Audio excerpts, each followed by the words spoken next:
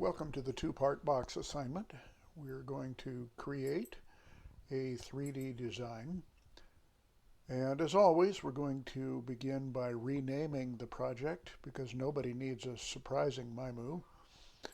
Let's start with initials and then with the name of the project, which should be descriptive of the project. Okay, we'll begin with a basic shape. So let's drag a square over onto the work plane. And working from our drawing, we know that the square needs to be 60 millimeters deep by 80 millimeters wide by 90 millimeters high. Then we'll begin to modify that shape to create our more complex object that is defined by the project. In a little bit later in the project, we will cut this basic shape in two pieces about here, 30 millimeters high. And in order to reassemble it later, we're going to need to embed some alignment holes in the corners of this basic shape. So we can put pins in the holes and just put it back together. So let's make it transparent so we can look into the object. And now we need to create an array of holes to fit into the corners of this object. We'll start by dragging a negative cylinder. Call it a hole, call it a negative cylinder. I'm going to call these negative objects when we want to subtract something. And we'll make it 3 millimeters in diameter and 40 millimeters tall. And we want to raise it up off the work plane 10 millimeters. So I'll hold down the Control key and tap the up arrow key on the keyboard 10 times.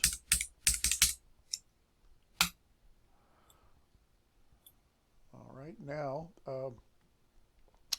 that takes care of the left front corner, but we need 3 more holes, and they need to be in precise relationship to each other so that they can be embedded in the corners of this object. So we're going to use the navigation cube to get a top view and set it to orthographic view. Now to select this hole, we could click on the hole, but when you're selecting tiny objects, it's better to draw a square around them than to touch them directly. If you click on the object, you might accidentally grab one of the sizing handles and wind up distorting the object, and no one wants that. So just draw a square around the object, and then we'll press Control D, which will duplicate the object, and then we'll use the arrow key of the keyboard to move our duplicate away from the original hole. And those will go into the object when we embed them. Now, the original object is 80 millimeters wide, so we're going to make these holes 75 millimeters apart. An important thing to know about holes in any design is that the location of the hole is defined from the center of the hole. So we're going to pull the ruler down onto the work plane and select the hole, which reveals a wealth of information about the hole's location. The question is, are we measuring from the edge of the hole, or are also known as the end point, or are we measuring from the midpoint or center? So if we click on the ruler control, we can toggle back and forth between midpoint and endpoint. So let's zero out the offset distance between the hole and the reference point of the ruler, and we see that the hole is perfectly centered on the reference point of that ruler. Now we need to select the other hole and make it 75 millimeters distant, and that corrects the distance. Now let's zero out the y-axis difference, which lines up the two holes along the x-axis line of the ruler, and then we can dismiss the ruler. And let's select both holes and group them. Now we have two holes that act as a single object and can be moved and acted upon as a single object. That takes care of the front corners of our two-part box. So let's hit Control D to duplicate this array of holes and use the up arrow key to scoot our duplicate away. Once again, pull a ruler back down onto the work plane. And now we'll select the near set of holes and zero out the y-axis offset to the reference line of the ruler on the x-axis line. Select the far set of holes and enter 55 millimeters, which corrects the distance, and then we can dismiss the ruler. Select all 4 holes and group, and we have created our hole array that we can use to realign our two-part box. Now we'll select both the hole array and the basic shape. Use the alignment tool to align them to center them on the X and Y axis. Group them. And now our basic shape has embedded alignment holes. We can put pins in those holes and reassemble it after we cut it into 2 pieces and get perfect alignment.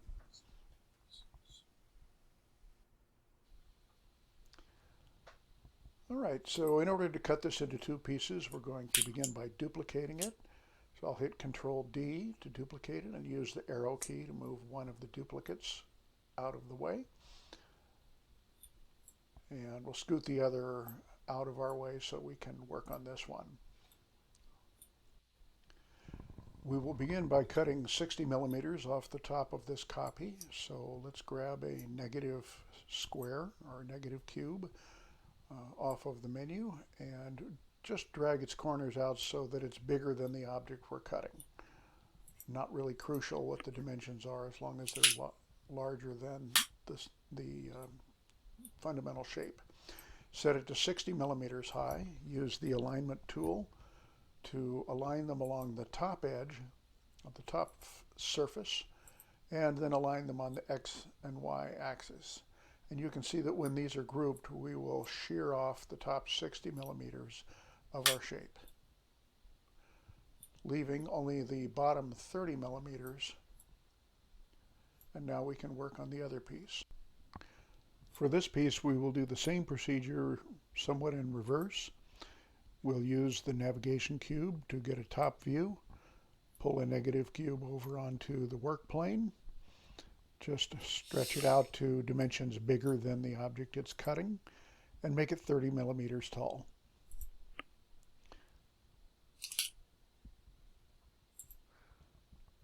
Then we'll superimpose them. Doesn't matter if they line up perfectly, but if you're fussy, you can use the alignment tool to align them perfectly on the X and Y. And now we're going to cut the bottom 30 millimeters out of this copy by grouping.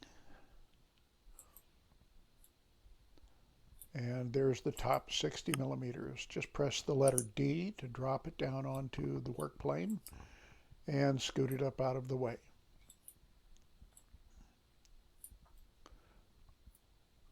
Now we have the bottom section for the drawer and the top section for the lid compartment.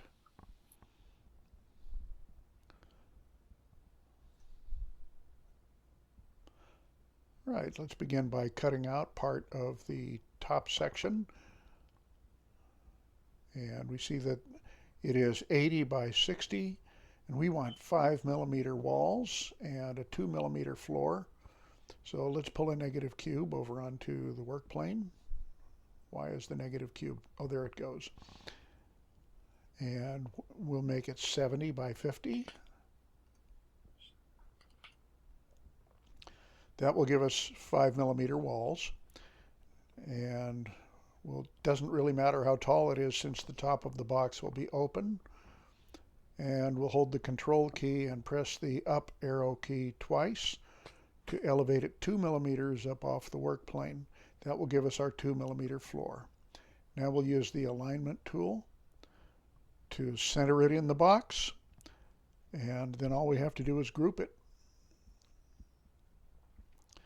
And there is the top of our box, and we're ready to cut out a section in the top for the lid to nestle neatly into.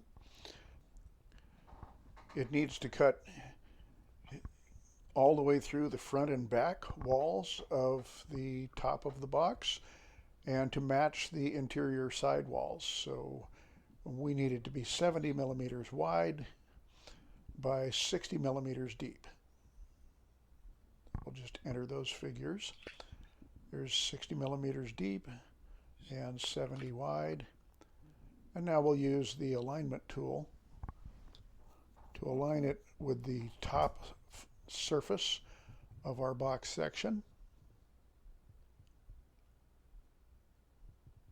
Hello, alignment tool. There it goes. We'll center it on the X and Y and make it flush with the top.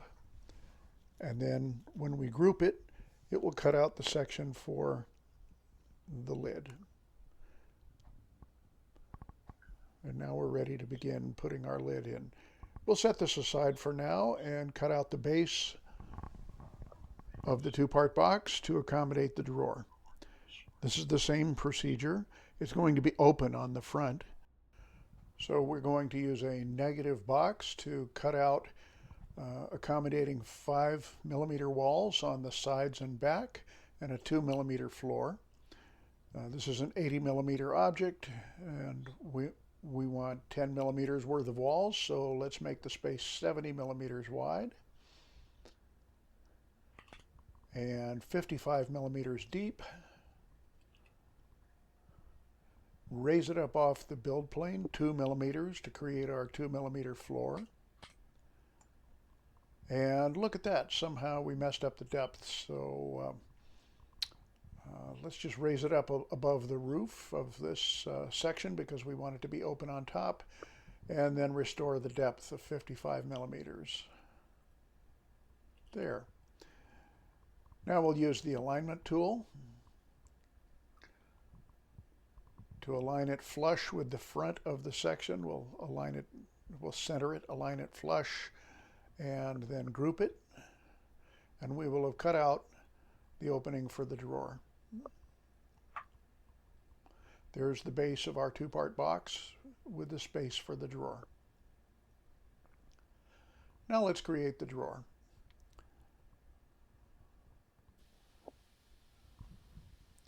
We're going to drag a new box onto the work plane, and to fit into a 70 millimeter space we want at least 1 millimeter of clearance, so let's make the drawer 69 millimeters wide, and we want it to fill the whole 55 millimeters from the back to the flush front of the two-part box, so let's make it 55 millimeters deep.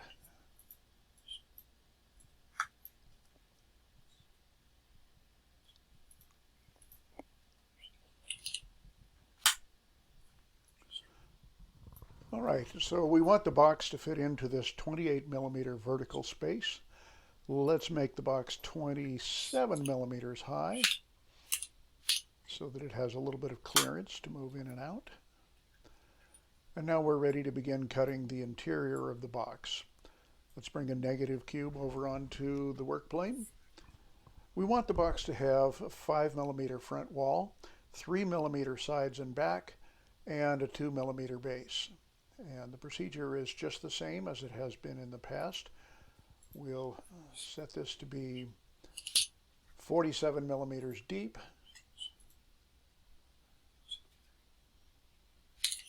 and 63 millimeters wide. We'll raise it up off the floor 2 millimeters to give us our 2 millimeter base, and for the height it doesn't matter because we have an open top object. Now let's use the alignment tool to align it. So we'll begin by centering it, and it's already flush with the front surface. Now we'll click off and select only the negative part and use the arrow key with a snap grid set to 1 millimeter and just move it back 5 millimeters. That will give us our 5 millimeter front and 3 millimeter back and sides. Select them both in group and make it transparent so we can see what we've created. And there's the drawer. Now our example drawer had a place for using a penny as a drawer pull. A standard US penny is about 19 millimeters across and about 1.5 millimeters thick. So we'll set this to 1.5 millimeters thick.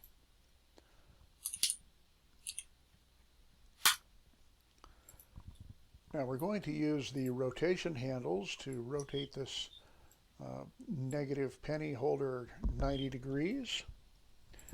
And then we'll use the other controls to line it up the way we want with the front of the drawer.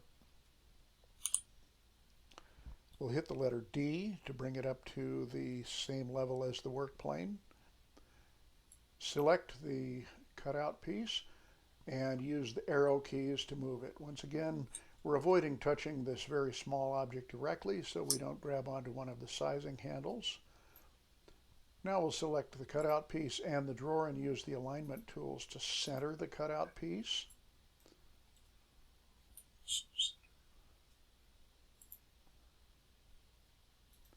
And center it vertically. Notice that we use the little button to center it vertically. And now let's get a right-hand view. We'll use the navigation cube to get a right-hand view.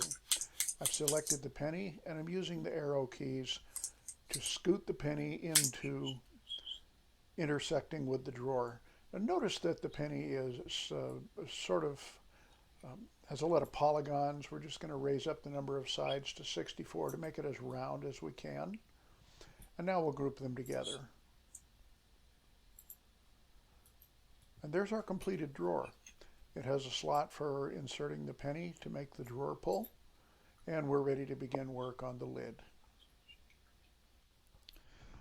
We're in the home stretch of designing the two-part box assignment. So let's move the base and the drawer out of our way for the time being, since those are completed. And pull the top over onto the main part of the build plane. Take a look at the slot that we created for the lid.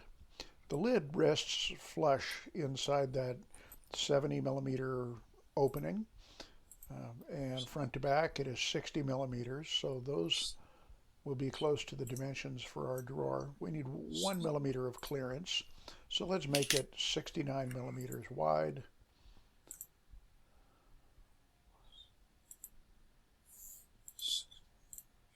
And 60 millimeters deep and 5 millimeters thick, just like the walls of the top section.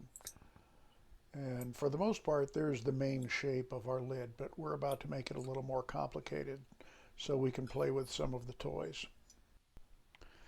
If we use a hinge to allow a lid to swivel or to open, that provides clearance for the corners of the lid so that they don't bind against the back edge of the two-part box. But we're not using a hinge.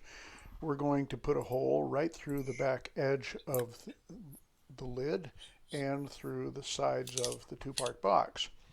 That means we need to round off the back edge of the lid so that it can rotate without binding against the back wall. So let's reduce the depth of the lid by 2.5 millimeters. We'll make it 57.5 millimeters. And we're going to pull a round object, a cylinder, over onto the work plane and make it 5 millimeters diameter and 69 millimeters long. There's 5, there's 5. Let's use the rotation handles to rotate it 90 degrees. And press the letter D to drop it down onto the work plane. Now we'll use the alignment tool to center the two objects together. And we will bring the cylinder into intersection with the back edge. Now this is a 5 millimeter cylinder, so if we make it intersect with the lid by half, that will fill in the 2.5 millimeters we just removed. All we have to do is to group them together and we have a lid with a rounded back that can rotate around a hole without binding on the back wall of the two-part box. All right, so we're going to place that pivot hole along the axis of the rounded portion of the back of the lid, and we're going to put corresponding holes through the side walls of the two-part box. It's a fairly fussy engagement that will give us some experience with the tools. We'll bring a negative cylinder onto the work plane, set it to 3 millimeters diameter by, let's say, 100 millimeters in length, and use the rotation handles to rotate it 90 degrees. All right, press the letter D to drop it down onto the work plane. So this is a 3 millimeter hole that's going in a 5 millimeter lid. That means we'll have 1 millimeter on each side. We'll select the hole, hold down the Control key and press the up arrow key once to lift it 1 millimeter off of the build plane. Now we'll select the hole again, roughly center it with the lid, use the alignment tool, and ponder for a moment what happens with each one of the alignment controls.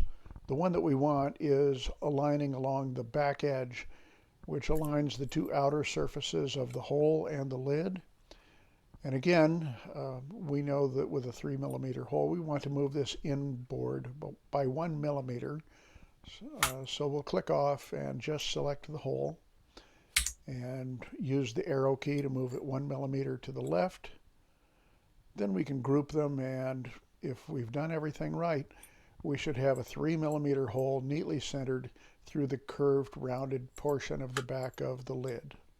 And let's see, that looks like that's exactly what happened, so good for us. All right, so the lid itself now needs some identification.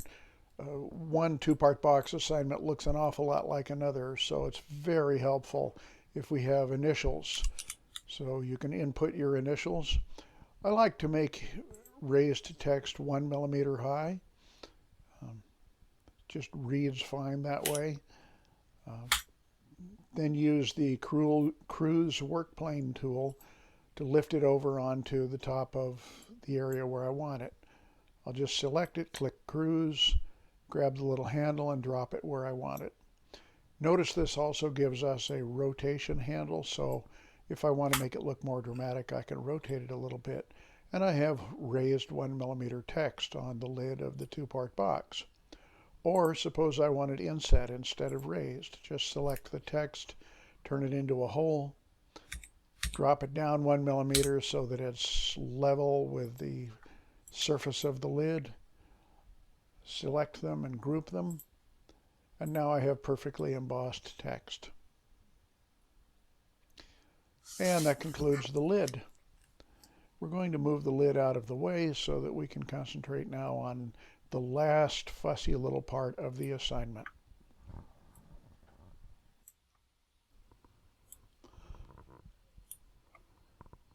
Although the rounded edge of the lid should prevent the lid from binding against the back of the upper part of the box, we're going to cut a little dish into the edge of that back just to take a belt and suspenders approach and also to become more familiar with the tools. Let's pull a negative cylinder over onto the work plane and make it 5 millimeters diameter. And we're going to make it 70 millimeters in length. And use the rotation handle to rotate it 90 degrees. Now, the simplest way to place this negative cylinder along the edge of the back plane is to use the cruise work plane tool. So we've selected the cylinder, and now we'll click on the cruise work plane tool, and we'll see an interesting behavior on the part of that tool. Notice how the effective part of the cruise tool winds up on one end of the cylinder. This is not really helpful because it would just wind up standing vertically. However, if you hover over the middle of the selected piece, you'll see that another handle appears. That's the handle you click on, and then you can move the item around. My computer is being fussy. Then you can move the item around and stick it onto any surface that you want. In this case, the place we want it to be is right on the top of that back wall. See how it maneuvers its way around the edge of the wall there. So we're going to drop it right on top.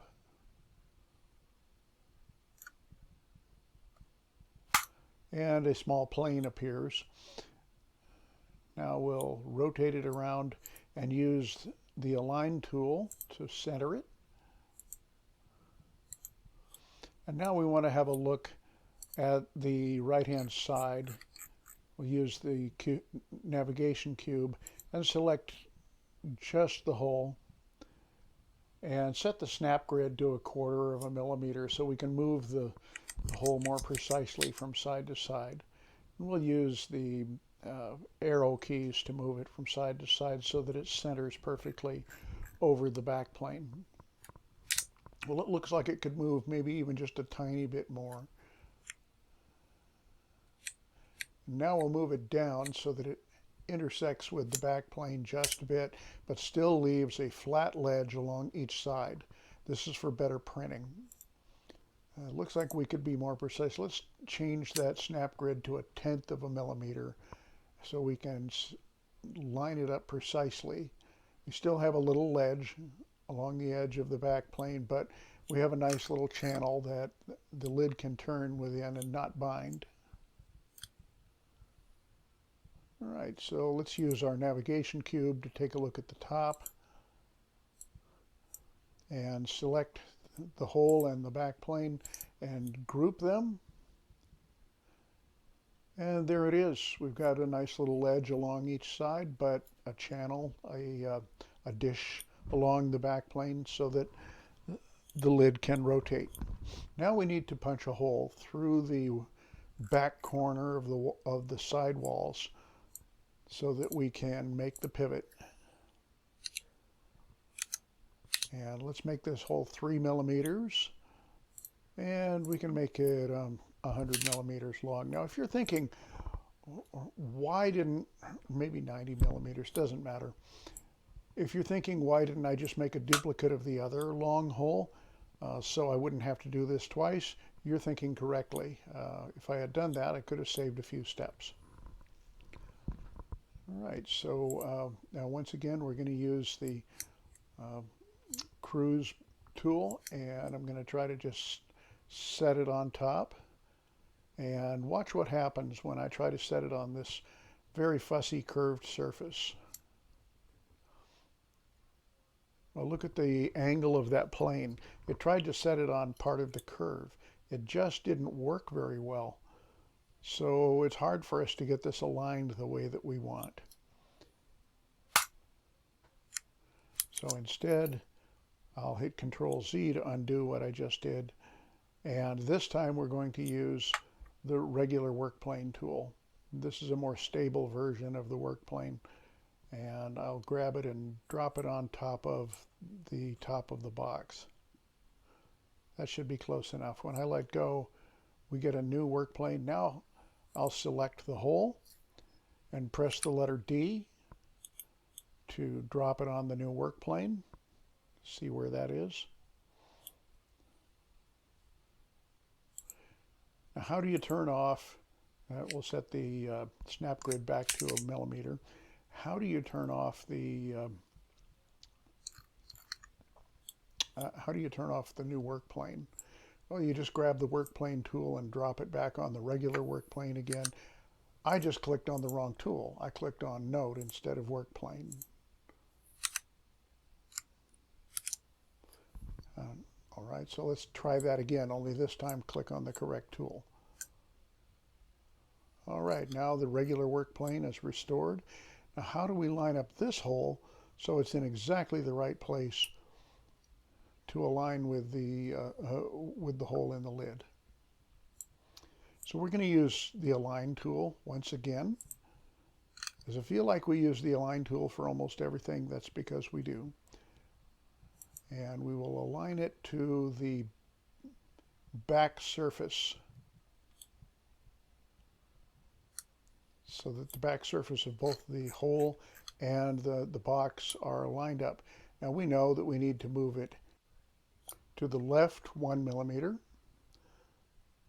to move it into the center alignment with the back plane.